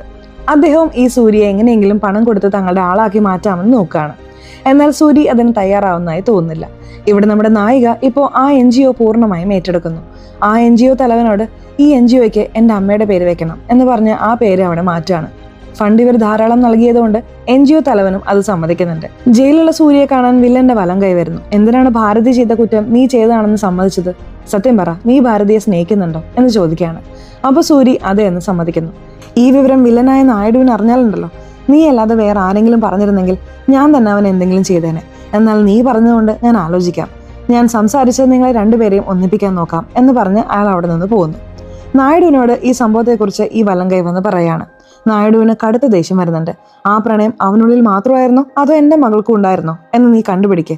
അവന്റെ കഥ ജയിലിൽ വെച്ച് തന്നെ അവസാനിപ്പിക്കണം എന്നയാൾ പറയുന്നു. അങ്ങനെ സൂര്യ ജയിലിലായിരിക്കുമ്പോൾ നായിഡു ഭക്ഷണം കൊടുത്തയച്ചതാണെന്ന് പറഞ്ഞ് ചിലർ ഭക്ഷണം കൊടുക്കാൻ വരുന്നു. എന്നാൽ ആ ഭക്ഷണപാത്രത്തിനുള്ളിൽ ചില ആയുധങ്ങളുണ്ട്. അത് വെച്ച് സൂര്യയെ കൊല്ലാൻ ശ്രമിക്കുന്നു. അവിടെ വലിയൊരു സംഘടന തന്നെ നടക്കുകയാണ്. ഒരു വിധത്തിൽ അതേ ജയിലിലുള്ള പ്രകാശ് രാജാണ് സൂര്യയെ വന്ന് രക്ഷിക്കുന്നത്. അങ്ങനെ രക്ഷിച്ചതുകൊണ്ട് സൂര്യയ്ക്ക് പ്രകാശ് രാജിനോട് ഒരു നല്ല അഭിപ്രായം വരുന്നു. ഇവിടെ നായികയ്ക്ക് മനസ്സിൽ ചെറിയ സങ്കടമുണ്ടെന്ന് പറഞ്ഞ് ആ NGOയിൽ വന്നിരിക്കുകയാണ്. ആ NGO തലവനോട് സംസാരിച്ചുകൊണ്ടിരിക്കുമ്പോൾ അവിടെ സൂര്യയുടെ അനിയൻ വരികയാണ്. നമ്മുടെ നായികയെ കണ്ട് ചോദിക്കുന്നുണ്ട്, എന്റെ ചേട്ടൻ എന്ത് തെറ്റ് ചെയ്തു? നിന്നെ സ്നേഹിച്ച പാപത്തിന് കുറ്റം ഏറ്റെടുത്ത് ജയിലിൽ പോയി. അവിടെ വെച്ച് നിന്റെ അച്ഛൻ സൂര്യയെ കൊല്ലാൻ നോക്കി. ഇതൊക്കെ കണ്ടിട്ടും നീ വെറുതെ ഇരിക്കുകയാണോ? അപ്പൊ നീ അവനെ സത്യമായിട്ട് സ്നേഹിക്കുന്നുണ്ടോ? എന്റെ പ്രണയം എത്രത്തോളം സത്യമാണെന്ന് നിനക്ക് മനസ്സിലാവില്ല. അത് ഞാൻ സൂര്യയെ കണ്ടു തന്നെ പറഞ്ഞോളാം എന്ന് പറഞ്ഞ് ഇപ്പോൾ ജയിലിലുള്ള സൂര്യയെ കാണാൻ നായിക പോകുന്നു. നീ എന്നെ സംശയിക്കുകയാണോ സൂര്യ? ഞാൻ ഇത്രയും കാര്യങ്ങൾ ചെയ്തുകൊണ്ടിരിക്കുന്നതിന് പിന്നിൽ ഒരു കാരണമുണ്ടെന്ന് നിനക്ക് മനസ്സിലാവുന്നില്ലേ? എൻ്റെ അച്ഛനെ എങ്ങനെയെങ്കിലും ഇല്ലാതാക്കണം, അതാണ് എൻ്റെ ലക്ഷ്യം. അതിന് ചില വഴികളൊക്കെ ഉണ്ട്, അതാണ് ഞാൻ പിന്തുടരുന്നത്. അങ്ങനെ എൻ്റെ അച്ഛനെ ഇല്ലാതാക്കി ജനങ്ങൾക്ക് നല്ലത് ചെയ്യണം. അതിനാണ് ഈ NGOയ്ക്കും ഞാൻ പിന്തുണ നൽകിയത്. NGO വഴി ഒരുപാട് സഹായങ്ങൾ ചെയ്തു. NGO എനിക്ക് സ്വന്തമാക്കണമെന്ന് കരുതി എൻ്റെ അമ്മയുടെ പേര് ഇപ്പോൾ മാറ്റിയിട്ടുണ്ട്. ജനങ്ങൾക്ക് ഇപ്പോൾ എന്നോട് വലിയ ബഹുമാനമുണ്ട്. ഇതെല്ലാം ഉപയോഗിച്ച് നമ്മളൊരു രഹസ്യ പദ്ധതി ഇട്ടാൽ മാത്രമേ എൻ്റെ അച്ഛനായ നായിഡുവിനെ ഇല്ലാതാക്കാൻ കഴിയൂ. അതിനുശേഷം നമുക്ക് വിവാഹം കഴിച്ച് സന്തോഷമായിട്ട് ജീവിക്കാം എന്ന് പറഞ്ഞ് ഇവർ ഒരുമിച്ച് ഒരു പ്ലാൻ ഉണ്ടാക്കുന്നു. ഇപ്പോൾ സൂര്യയോട് നായിക പറയുന്നുണ്ട്, ഇനി മുതൽ നിന്റെ ശക്തി എന്താണെന്ന് കാണിക്കുക. കാരണം ഇതിനോടകം നിനക്കും എൻ്റെ അച്ഛനും തമ്മിൽ ശത്രുതയായി കഴിഞ്ഞു. ഇപ്പൊ നിന്റെ അനിയനെ ഗ്രാമത്തിലേക്ക് വിട്ട് എപ്പോഴും എൻ്റെ അച്ഛനല്ല ആളുകളോട് വിട്ട് പിരിവ് വാങ്ങുന്നത്. ഇനി മുതൽ സൂര്യക്കാണ് പിരിവ് കൊടുക്കേണ്ടതെന്ന് പറഞ്ഞ് നിന്റെ അനിയനെ കൊണ്ട് വാങ്ങിക്കാൻ പറ എന്ന് നായിക ഒരു പ്ലാൻ പറയുന്നു. അതനുസരിച്ച് സൂര്യയുടെ അനിയൻ ആ ഗ്രാമത്തിന്റെ നടുവിൽ വന്ന് എല്ലാവരെയും ഭീഷണിപ്പെടുത്തി പിരിവ് വാങ്ങുന്നു. കുറുകെ വന്ന ലോറിയുടെ ചില്ലുകളെല്ലാം അവൻ തല്ലി തകർക്കുന്നു. അവൻ ചെയ്യുന്നതൊക്കെ കണ്ട് ഭയന്ന് ഇപ്പോൾ നായികയുടെ പ്ലാൻ അനുസരിച്ച് എല്ലാവരും പിരിവ് നൽകുന്നു. അപ്പോഴാണ് അതേ സ്ഥലത്ത് നമ്മുടെ ഹീറോ ആയ ജഗ ഇരിക്കുന്നത്. അയാളുടെ അടുത്ത് വന്ന് പിരിവ് വേണമെന്ന് സൂര്യയുടെ അനിയൻ ചോദിക്കുന്നുണ്ട്. ജഗയ്ക്ക് കടുത്ത ദേഷ്യമായിരുന്നു. ഞാൻ തന്നെ ഒരുപാട് കടത്തിലാണ്, നീയാണെങ്കിൽ അനീതിയായി പിരിവ് ചോദിക്കുകയാണോ എന്ന് ചോദിക്കുകയാണ്. അയാൾ മുമ്പേ ഇത്തരം കാര്യങ്ങളിൽ പൊട്ടിത്തെറിക്കുന്ന ആളാണല്ലോ. അങ്ങനെ ദേഷ്യം വന്ന് ആ സൂര്യയുടെ അനിയനെ ഗ്രാമത്തിന് നടുവിലിട്ട് ക്രൂരമായി മർദ്ദിക്കുന്നു. അടിച്ചത് മാത്രമല്ല, അവന്റെ മേൽ കുറച്ച് എണ്ണ ഒഴിച്ച് കത്തിക്കുകയും ചെയ്യുന്നു. ഈ സംഭവം ചെയ്തിട്ട് ജഗ വീട്ടിൽ വരുമ്പോൾ ഭാര്യ ഭയങ്കരമായ വഴക്ക് പറയുന്നു. ഇതുകൊണ്ട് ഉണ്ടാവാൻ പോകുന്ന പ്രത്യാഘാതങ്ങൾ എത്രത്തോളം മോശമായിരിക്കും എന്ന് പോലും അറിയാതെ ഇങ്ങനെ ഇരിക്കുകയാണോടാ. ഇപ്പൊ സൂര്യയുടെ അനിയൻ ജീവന് വേണ്ടി പോരാടി ആശുപത്രിയിൽ പ്രവേശിക്കപ്പെടുന്നു. നമ്മുടെ നായികയും അവിടേക്ക് ഓടിപ്പോവാണ്. സൂര്യയുടെ അവസ്ഥ കാണുകയാണ്. സൂര്യയുടെ പക്കൽ നിന്ന് മൊഴിയെടുക്കാൻ വന്ന ഇൻസ്പെക്ടറെ തടഞ്ഞു നിർത്തുന്നു. സൂര്യയുടെ അനിയന് ഭേദമായതിനു ശേഷം അവനിൽ നിന്ന് മൊഴിയെടുക്കാം എന്ന് നായിക പറയുന്നു. ഇപ്പോൾ നായികയോട് ആ NGO തലവൻ വന്ന് സംസാരിക്കുകയാണ്. കുറച്ച് നാളായി നിങ്ങളുടെ പ്രവർത്തനങ്ങളൊക്കെ കുറച്ച് വേറെ രീതിയിലാണ്. നിങ്ങളിപ്പോൾ NGOയ്ക്കുള്ളിൽ ചില പ്രശ്നങ്ങളൊക്കെ ഉണ്ടാക്കുന്നുണ്ട്. അതുകൊണ്ട് നിങ്ങൾ മാറി നിൽക്കണം. നിങ്ങളുടെ പണമൊക്കെ ഞാൻ നിങ്ങൾക്ക് തിരിച്ചു തരാം. ഈ NGO ഞാൻ തന്നെ ഭദ്രമായി നോക്കിക്കോളാം എന്നയാൾ പറയുന്നു. എന്നാൽ നായിക പറയുന്നുണ്ട്, ഞാൻ ഈ NGOയിലേക്ക് വന്നത് തന്നെ ഇത് പൂർണ്ണമായിട്ടും സ്വന്തമാക്കാനാണ്. അത് മാത്രമല്ല, ഇത് നേടാനായി എൻ്റെ ഭർത്താവിനെ തന്നെ ഞാൻ കൊന്നിട്ടുണ്ട്. അപ്പോഴാണ് നായിക വളരെ ഭയങ്കരമായ ആളാണെന്ന് ഈ NGO തലവന് മനസ്സിലാവുന്നത്. ഇപ്പോൾ നമ്മുടെ നായിഡു ആ ചേരിയിലുള്ള കൗൺസിലറെ കൂട്ടി നേരെ ജഗയുടെ വീട്ടിലേക്ക് വരുന്നു. ജഗയെ വിളിക്കാൻ പറയാണ്. നായിഡു വിളിക്കുന്നു എന്ന ഭയത്തോടെ ജഗ വരുന്നുണ്ട്. അപ്പോൾ ജഗയോട് കാർ ഓടിക്കാൻ പറഞ്ഞിട്ട് ആ കൗൺസിലറോട് പുറത്തിറങ്ങാൻ പറയുന്നു. ജഗ കാർ ഓടിച്ചു പോകുമ്പോൾ നായിഡു ചില കാര്യങ്ങൾ പറയുന്നു. അതായത് 30 വർഷം മുമ്പ് എന്നെ കണ്ടതുപോലെയാണ് ഇപ്പോൾ നിന്നെ കാണുമ്പോൾ എനിക്ക് തോന്നുന്നത്. കാരണം ഒരു ശത്രുതയില്ലാതെ തെറ്റ് നടന്നു എന്നൊറ്റ കാരണത്താൽ നീ ആ സൂര്യയുടെ അനിയനെ കൊല്ലാറാക്കി. അത് വളരെ നല്ലത് തന്നെയാണ്. നിന്നുള്ള ധൈര്യത്തെ ഞാൻ അഭിനന്ദിക്കുന്നു. അതുകൊണ്ട് നിന്നെ ഞാൻ അടുത്ത കൗൺസിലർ ആക്കാൻ പോകുന്നുവെന്നും അതിന് തയ്യാറായിരിക്കുമെന്നും ജഗയോട് നായിഡു പറയുന്നു. ജഗയ്ക്ക് അവിടെ വല്ലാത്തൊരവസ്ഥയാവുന്നു. അതുവരെ ന്യായത്തിന്റെ പക്ഷത്ത് നിന്ന നമ്മുടെ ജഗ കൗൺസിലർ എന്ന് പറഞ്ഞതും അവിടെ നായിഡുവിന്റെ ആളായി മാറുന്നു. ഇവിടെ നമ്മുടെ നായിക വളരെ മികച്ചൊരു കാര്യം പ്ലാൻ ചെയ്യുന്നു. അതായത് ഇപ്പോൾ ആശുപത്രി കിടക്കയിൽ ജീവന് വേണ്ടി പോരാടിക്കൊണ്ടിരിക്കുന്ന ഈ സൂര്യയുടെ അനിയനെ കൊണ്ട് ഒരു മൊഴി കൊടുപ്പിക്കുന്നു. നായികയുടെ ഭർത്താവായ പ്രതാപിനെ കൊന്നത് ഞാനാണ്. ആ കുറ്റം ചേട്ടൻ ഏറ്റെടുത്ത് പോയതാണ്. സത്യത്തിൽ ഞാനാണ് ചെയ്തത്. അതുകൊണ്ട് അവനെ വിട്ടയക്ക് എന്നവൻ പറഞ്ഞിട്ട് ഇപ്പോൾ അവൻ ശരിക്കും മരിക്കുന്നു. ആ വീഡിയോ ടേപ്പും നായിക സ്റ്റേഷനിൽ കൊണ്ടുപോയി കൊടുത്ത് ഇപ്പോൾ തന്റെ കാമുകനായ സൂര്യയെ ജയിലിൽ നിന്നും അവൾ പുറത്തിറക്കുന്നു. സൂര്യ വരുമ്പോൾ തന്നെ വലിയ ദേഷ്യത്തോടെയാണ് വരുന്നത്. തന്റെ അനിയനെ കൊല്ലാറാക്കിയ ആ ജഗയെ വെറുതെ വിടരുത് എന്നവൻ കരുതുന്നു. അങ്ങനെ ജഗയുടെ വീട്ടിലേക്ക് നേരെ പോയി പ്രശ്നം ഉണ്ടാക്കുന്നു. കുറച്ചു നേരത്തിനുള്ളിൽ ജഗ ഇപ്പോൾ നായിഡുവിന്റെ ആളായി മാറിയിട്ടുണ്ടല്ലോ. അങ്ങനെ നായിഡുവിന്റെ ഗുണ്ടകൾ അവിടെ വന്ന് സൂര്യയെ തടഞ്ഞു നിർത്തി പറഞ്ഞയക്കുന്നു. നമ്മുടെ നായിഡു തന്റെ സുഹൃത്തായ ആ വലങ്കയുമായി ചേർന്ന് പുതിയ ചില ഡീലുകളൊക്കെ പിടിച്ചിട്ടുണ്ട്. അതിലൂടെ അയാൾ ഒരുപാട് പണം സമ്പാദിച്ചിട്ടുമുണ്ട്. ഇതേപോലെ പോയാൽ ഈ ആന്ധ്രാപ്രദേശ് മുഴുവനും നമുക്ക് വിലയ്ക്ക് വാങ്ങാൻ കഴിയുമല്ലോ. എനിക്ക് നിന്നെ കാണുമ്പോൾ അത്രത്തോളം സന്തോഷമുണ്ട്. നിന്നെ പോലൊരു സുഹൃത്തിനെ കിട്ടിയതിന് ഞാൻ ഭാഗ്യം ചെയ്തവനാണ്. പോയി ഉറങ്ങടാ എന്ന് പറഞ്ഞ് തന്റെ സുഹൃത്തായ വലങ്കൈ ഉറങ്ങാൻ പറഞ്ഞയക്കുന്നു. അങ്ങനെ അയാൾ താഴേക്ക് വരുമ്പോൾ അവിടെ ഭാരതി വരുന്നതായി കാണിക്കുന്നു. എന്താ ഭാരതി, നിന്റെ അച്ഛനെതിരെ തന്നെ നിൽക്കുന്ന പോലെ ഉണ്ടല്ലോ. നിന്റെ അച്ഛനെ എതിർക്കണമെന്ന് കരുതുന്ന ആ സൂര്യയെ ജയിലിൽ നിന്ന് ജാമ്യത്തിൽ ഇറക്കി കൊണ്ടുവന്നത് പോലെ ഉണ്ടല്ലോ. ഇതൊക്കെ വളരെ തെറ്റാണ്. നിന്റെ അച്ഛൻ ലോകത്തിൽ ആരോടും കരുണ കാണിക്കാത്തവനാണ്. മകളാണെന്ന് പോലും അവൻ നോക്കില്ല. നിന്നെ പോലും അവൻ എന്തെങ്കിലും ചെയ്യും. അതുകൊണ്ട് നീ കുറച്ച് സൂക്ഷിച്ച് നടന്നോ എന്ന് പറഞ്ഞ് അയാൾ പോവാണ്. അങ്ങനെ പറഞ്ഞിട്ട് പോയി ഇപ്പോൾ ഈ വില്ലന്റെ വലങ്കൈ ഉറങ്ങുകയാണ്. അങ്ങനെ അയാൾ ഉറങ്ങുമ്പോൾ പെട്ടെന്ന് അയാളുടെ മുഖത്ത് ആരോ തലയണ വെച്ച് അമർത്തുന്നതായി കാണിക്കുന്നു. അത് വേറെ ആരുമല്ല, ആ വലങ്കയുടെ മകൻ കാർത്തിക് തന്നെയാണ്. അടുത്ത ദിവസം രാവിലെ ഇയാൾ തന്റെ വീട്ടുപടിക്കൽ മരിച്ചു കിടക്കുന്നു. അയാളുടെ മൃതദേഹം കാണുന്ന നമ്മുടെ വില്ലൻ തകർന്നു പോകുന്നു. അടുത്ത ജന്മം എന്നൊന്നുണ്ടെങ്കിൽ അതിൽ ഞാൻ കോട്ടയ്യായി ജനിക്കണം, നീ നായിഡുവായി ജനിക്കണം, നമ്മുടെ സൗഹൃദം അടുത്ത ജന്മത്തിലും തുടരണം എന്ന് പറഞ്ഞ് സങ്കടപ്പെടുന്നു. ഇതെല്ലാം നായിഡുവിന്റെ മകളായ നായിക കണ്ട് അല്പം ചിരിക്കുന്നുണ്ട്. അപ്പോഴാണ് അവൾ ആ കാർത്തികിനെ കാണുന്നത്. നായികയെ വന്ന് ആ വലങ്കയെ ഭീഷണിപ്പെടുത്തി പോയതിനു ശേഷം നേരെ ഈ കാർത്തികിനെയാണ് നായിക കണ്ടത്. നമുക്ക് ഇനി മുതൽ സമാധാനമായി ജീവിക്കണമെങ്കിൽ നിന്റെ അച്ഛൻ ചെയ്യുന്നതും എൻ്റെ അച്ഛൻ ചെയ്യുന്നതുമായ ബിസിനസ്സുകൾ നമ്മൾ ഏറ്റെടുക്കണമെങ്കിൽ അവരുടെ കഥ അവസാനിപ്പിക്കണം. നായിഡുവിന്റെ കഥ ഞാൻ അവസാനിപ്പിക്കാം, നിന്റെ അച്ഛന്റെ കഥ നീ അവസാനിപ്പിക്കണം എന്ന് പറഞ്ഞ് കാർത്തികിനെ നായിക പ്രകോപിപ്പിക്കുന്നു. അതനുസരിച്ചിട്ടാണ് കാർത്തിക് സ്വന്തം അച്ഛൻ ഉറങ്ങുമ്പോൾ ഇങ്ങനെ ചെയ്തത്. മറുവശത്ത് ജഗയെ കാണിക്കുന്നു. ജഗയും തന്റെ ഭാര്യയോട് വന്ന് നായിഡു തനിക്ക് കൗൺസിലർ പദവി തരാൻ പോകുന്നതായി പറഞ്ഞ് ആ സന്തോഷ വാർത്ത അറിയിക്കുന്നു. ഇപ്പോൾ അയാളുടെ ഭാര്യയും ഒരു വിധത്തിൽ സമാധാനിക്കുന്നു. നായിഡു ഇപ്പോൾ നേരെ കാർത്തികിനടുത്തേക്ക് വരികയാണ്. ഇതുവരെ എന്റെ വലങ്കയ്യായിരുന്ന കോട്ടയ്യ എന്നെ വിട്ടുപോയി. ഇനി മുതൽ കോട്ടയ്യയുടെ മകനായ നീയാണ് എന്റെ വലങ്കൈ. അവന്റെ മകനെ എന്റെ മകനെ പോലെ ഞാൻ വളർത്താൻ പോവാണ്. എനിക്ക് ശേഷം എല്ലാം നീയാണ് എന്ന് പറയുന്നു. ഇത് കേട്ട് കാർത്തിക് വികാരധീനനാവുന്നു. അവിടെ വെച്ച് തന്നെ നായിഡുവിന്റെ കാലിൽ വീണ് അനുഗ്രഹം വാങ്ങുന്നു. കുറച്ചു കഴിഞ്ഞപ്പോൾ നായികയും വന്ന് ചോദിക്കുന്നുണ്ട്, എന്താ നീ വളരെ വികാരധീനായി സംസാരിച്ചുകൊണ്ടിരിക്കുന്നത്? അയാളെ കൊല്ലണം, ഓർമ്മയുണ്ടല്ലോ? ഇല്ല, അയാളെ ഒന്നും കൊല്ലാൻ കഴിയില്ല. അദ്ദേഹം പറഞ്ഞ വാക്ക് ഓർമ്മയുണ്ടല്ലോ. എന്നെ അദ്ദേഹത്തിന്റെ അടുത്ത അവകാശിയായിട്ടാണ് കാണുന്നത്. അതുകൊണ്ട് ഞാൻ നായിഡുവിനോട് വിശ്വസ്തയോടെ നിൽക്കാൻ പോവാണ് എന്ന് കാർത്തിക് മാറുന്നു. നായികയ്ക്ക് വല്ലാത്തൊരവസ്ഥയാവുന്നു. ഇപ്പോൾ നായിക തന്റെ കാമുകനായ സൂര്യയോടൊപ്പം ഇരിക്കുകയാണ്. സൂര്യ പറയുന്നുണ്ട്, ഇനി നിന്റെ അച്ഛന്റെ കഥ കൂടി കഴിഞ്ഞാൽ മതി, നമുക്ക് സമാധാനമായി ജീവിക്കാം എന്നവർ പ്ലാൻ ചെയ്യുന്നു. അപ്പോഴാണ് നായിക പറയുന്നത്, ചെറുപ്പത്തിൽ തന്നെ ഭക്ഷണത്തിൽ വിഷം കൊടുത്ത് എൻ്റെ അച്ഛനായ നായിഡുവിനെ കൊല്ലാൻ ഞാൻ നോക്കിയിരുന്നു. എന്നാൽ അന്ന് എൻ്റെ മുത്തശ്ശി പറഞ്ഞു, ഒരു മനുഷ്യനെ നേരിട്ട് ഇങ്ങനെ ചെയ്യാൻ പാടില്ല. അവന്റെ മനസ്സിൽ നമ്മൾ ഉണ്ടാകരുത് എന്നൊരു ചിന്ത പാകിയാൽ മാത്രം മതി. അത് തന്നെ അവന് വലിയൊരു ശിക്ഷയാണെന്ന് പറഞ്ഞു. ആ ചിന്ത എൻ്റെ അച്ഛനിൽ എനിക്ക് പാകണം എന്നവർ പ്ലാൻ ചെയ്യുന്നു. ഇപ്പോൾ ഈ കൗൺസിലർ പദവി ലഭിക്കുന്നതിനായി നമ്മുടെ ജഗ തന്റെ ഭാര്യയോടൊപ്പം ആ ഗ്രാമത്തിന് നടുവിലേക്ക് വരുന്നു. എന്നാൽ അയാൾക്ക് ആ പദവി കൊടുക്കാതെ വീണ്ടും പഴയ കൗൺസിലർക്ക് തന്നെ നൽകുകയാണ്. ഇത് ജഗയ്ക്ക് വലിയൊരു നിരാശയാവുന്നു. സത്യത്തിൽ ഈ നീക്കം നായിഡു അറിയാതെയാണ് നടന്നത്. കാരണം നായിഡുവിന്റെ പുതിയ വലങ്കയായ കാർത്തിക്കാണ് ഈ നീക്കം ചെയ്തത്. ഇത് ജഗയ്ക്ക് വലിയ അപമാനമായി മാറുന്നു. ഭാര്യയുടെയും അനിയന്റെയും മുന്നിലുണ്ടായ അപമാനത്തോടെ അയാൾ അവിടെ നിന്ന് പോകുന്നു. ഇതിൽ ദേഷ്യം വന്ന് അയാൾ മദ്യപിച്ച് നേരെ നായിഡുവിന്റെ വീട്ടിൽ വന്ന് വഴക്കുണ്ടാക്കുന്നു. നായിഡുവിനെ നോക്കിയിട്ട്, വീട്ടിൽ നിന്ന് പുറത്തേക്ക് ഇറങ്ങടാ, നീയൊക്കെ ഒരു മനുഷ്യനാണോ, വാക്ക് തെറ്റിക്കുന്നോ എന്നൊക്കെ പറഞ്ഞ് അവിടെ ബഹളം ഉണ്ടാക്കുന്നു. അപ്പോൾ നായിഡുവിന്റെ ആളുകളെല്ലാം വന്ന് അവിടെ നിന്ന് ജഗയെ പറഞ്ഞയക്കുന്നു.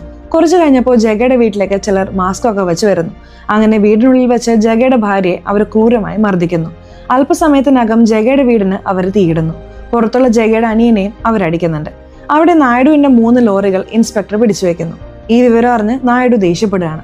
മറുവശത്ത് ജഗ അടുത്ത ദിവസം രാവിലെ തന്റെ വീട്ടിലേക്ക് വരുമ്പോൾ അവിടെ ജഗയുടെ അനിയൻ മരിച്ചു കിടക്കുകയാണ്. ജഗയ്ക്ക് വല്ലാത്തൊരു തലകറക്കം വരുന്നു. അയാളുടെ ഭാര്യ പറയുന്നുണ്ട്, ഞാൻ എത്ര പറഞ്ഞിട്ടും നീ കേട്ടില്ല, നീ തന്നെയാണ് എല്ലാ പ്രശ്നങ്ങൾക്കും പോയത്, ഇപ്പോൾ എന്താണെന്ന് കണ്ടില്ലേ എന്ന് പറഞ്ഞ് ജഗയോട് സംസാരിച്ചുകൊണ്ടിരിക്കുകയാണ്. ജഗ അവിടെ വല്ലാതെ തകർന്നു പോകുന്നു. ഇതിന് കാരണക്കാരനായ നായിഡുവിനെ എന്തെങ്കിലും ചെയ്യണമെന്ന് അയാൾ തീരുമാനിക്കുന്നു. നായിഡുവിന് ദേഷ്യം വരുന്നു. നമ്മുടെ ലോറി പിടിച്ചെടുക്കാൻ മാത്രം വിവരം നൽകിയത് ആരാണ് എന്ന് പറഞ്ഞ് ആ വ്യക്തിയെ അന്വേഷിക്കുന്നു. അപ്പോഴാണ് നായിഡുവിന്റെ ഗുണ്ടകളിൽ ഒരാൾ ആ സത്യം പറയുന്നത്. അത് കേട്ട ഉടനെ ഇവനാണ് കൂടെ നിന്ന് ഇത്രയൊക്കെ ചെയ്തത് എന്നോർത്ത് നായിഡു വല്ലാതെ ദേഷ്യപ്പെട്ട് ആ വ്യക്തിയെ കാണാനായി അവിടെ നിന്ന് പുറപ്പെടുന്നു. അപ്പോൾ മുന്നിൽ ഈ ജഗ വരുന്നു. അവനൊരു ആയുധം എടുത്ത് വന്ന് നമ്മുടെ നായിഡുവിനെ ആക്രമിക്കുന്നു. നായിഡുവിന് ഒന്നും മനസ്സിലാവുന്നില്ല. എടാ ജഗ, നിന്റെ കുടുംബത്തെ ഇങ്ങനെ ഉപദ്രവിക്കാനോ അടിക്കാനോ ഞാൻ ആളെ അയച്ചിട്ടില്ലടാ. നീ അറിയാതെ പുറകിൽ നിന്ന് ഒരു ചതി വന്നിട്ടുണ്ട്. ഇതിനൊക്കെ കാരണം ആരാണെന്ന് ഞാൻ കണ്ടുപിടിച്ചു. എന്നെ വിട്, എനിക്ക് അവനോട് പോയി പ്രതികാരം ചെയ്യണം എന്ന് നായിഡു പറയുന്നു. എന്നാൽ അതൊന്നും കേൾക്കാതെ ജഗ ഈ നായിഡുവിനെ വെട്ടിക്കൊല്ലുന്നു. അമ്പലത്തിൽ ഉത്സവം നടക്കുകയാണ്. ആ സ്ഥലത്ത് നമ്മുടെ നായികയും ആ ദൈവത്തെ പ്രാർത്ഥിച്ചുകൊണ്ടിരിക്കുകയാണ്. നായിഡുവിനെ കൊന്ന വിവരവും ഇപ്പോൾ അവിടെയുള്ള എല്ലാവരും കേൾക്കുന്നുണ്ട്. എല്ലാവരും ആ സ്ഥലത്തേക്ക് ഓടുകയാണ്. അപ്പോഴാണ് ജഗയാണത് ചെയ്തതെന്ന സത്യം മനസ്സിലാവുന്നത്. അടുത്തു തന്നെ ജഗയുടെ മൃതദേഹമുണ്ട്. അതെ, രണ്ടുപേരും മാറി മാറി ഏറ്റുമുട്ടിയതിൽ നായിഡുവും മരിച്ചു, ജഗയും മരിച്ചു. ഇപ്പോൾ ജഗയുടെ ഭാര്യയെ ജഗയുടെ സാധനങ്ങളെല്ലാം ഏൽപ്പിക്കുന്നു. അവരും അവിടെ തകർന്നു പോയി വല്ലാതെ കരയാണ്. മറുവശത്ത് നായിഡുവിന്റെ മൃതദേഹവും ഇപ്പോൾ വീട്ടിൽ കൊണ്ടുവന്നിട്ടുണ്ട്. അങ്ങനെ അവർക്ക് ചുറ്റും ഗുണ്ടകളും നായിഡുവിന്റെ ബിസിനസ് പങ്കാളികളും ഉൾപ്പെടെ എല്ലാവരും തടിച്ചുകൂടിയിരിക്കുന്നുണ്ട്. അവർക്ക് നടുവിലായി നായികയും ഉണ്ട്. ശരി, നായിഡു മരിച്ചു. ഇനി മുതൽ നായിഡുവിന്റെ സ്ഥാനത്തേക്ക് ആരാണ് വരാൻ പോകുന്നത്? അയാളുടെ അധികാരങ്ങൾ ആരേറ്റെടുക്കും എന്നൊരു ചർച്ച വരാണ്. അതിൽ 2 പേരുടെ പേരുകൾ ഉയരുന്നു. ഒന്ന് നമ്മുടെ നായികയായ ഭാരതി, രണ്ടാമത്തേത് നായിഡുവിന്റെ വലങ്കയുടെ മകനായ കാർത്തിക്. ഇതിൽ ആരാണെന്ന് ചോദിക്കുമ്പോൾ ഭാരതി അവിടെ തന്റെ അധികാരം ഉപയോഗിക്കുകയാണ്. അതായത് നായിഡുവുമായി ബിസിനസ് ചെയ്തിരുന്ന ഒരാളോട് അവൾ പറയുന്നുണ്ട്, ഇപ്പോൾ പോലീസ് 3 ലോറികൾ പിടിച്ചു വെച്ചിട്ടുണ്ടല്ലോ, അത് ഞാൻ വിടുവിച്ചു. വേണമെങ്കിൽ നിങ്ങളുടെ ആൾക്കാരെ വിളിച്ച് അന്വേഷിച്ച് നോക്ക്. അയാൾ അന്വേഷിച്ച് നോക്കുമ്പോൾ സാധനങ്ങൾ എത്തിയിട്ടുണ്ട്. അയാൾക്കും വലിയ സന്തോഷമാവുന്നു. അതുമാത്രമല്ല, അവിടെ നാട്ടുകാർ തടിച്ചു കൂടിയിട്ടുണ്ടല്ലോ, അവരെല്ലാവരും ഭാരതി ഇതിനകം NGO ഒക്കെ വെച്ച് ഒരുപാട് നല്ല കാര്യങ്ങൾ ചെയ്തിട്ടുള്ളത് കൊണ്ട് നായിഡുവിന്റെ സ്ഥാനത്ത് ഭാരതി തന്നെ വരണമെന്ന് പറഞ്ഞ് പിന്തുണയ്ക്കുന്നു. ഇപ്പോൾ നായിഡുവിന്റെ കസേരയിൽ നമ്മുടെ നായിക വന്നിരിക്കുകയാണ്. അപ്പോഴാണ് അതുവരെ ചെയ്ത വളരെ അമ്പരപ്പിക്കുന്ന പ്ലാൻ എല്ലാം കാണിക്കുന്നത്.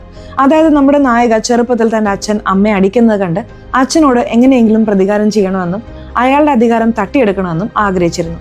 അവൾ അത്ര നല്ലവളൊന്നുമല്ല. അവളും ഇതേ കസേരയ്ക്ക് വേണ്ടി ആഗ്രഹിച്ചിരുന്നു. അതുകൊണ്ടാണ് ഭർത്താവായ പ്രതാപനെ അവൾ കൊന്നത്. നാട്ടുകാരുടെ മുന്നിൽ താൻ നല്ലവളായി അറിയപ്പെടണമെന്ന് കരുതിയാണ് NGOയ്ക്ക് സഹായിക്കുന്ന പോലെ സഹായിച്ചത്. ആ സമരത്തിലൊക്കെ നാട്ടുകാരോടൊപ്പം പങ്കെടുത്തതും അതിനാണ്. എന്നാൽ ഗ്രാമത്തിനെതിരെ ആ ഗ്യാസ് ലീക്കാക്കിയത് സാക്ഷാൽ നായിക തന്നെയായിരുന്നു. അങ്ങനെ ലീക്കാക്കി ഒരുപാട് പേരുടെ ജീവൻ എടുത്തത് അവളായിരുന്നു.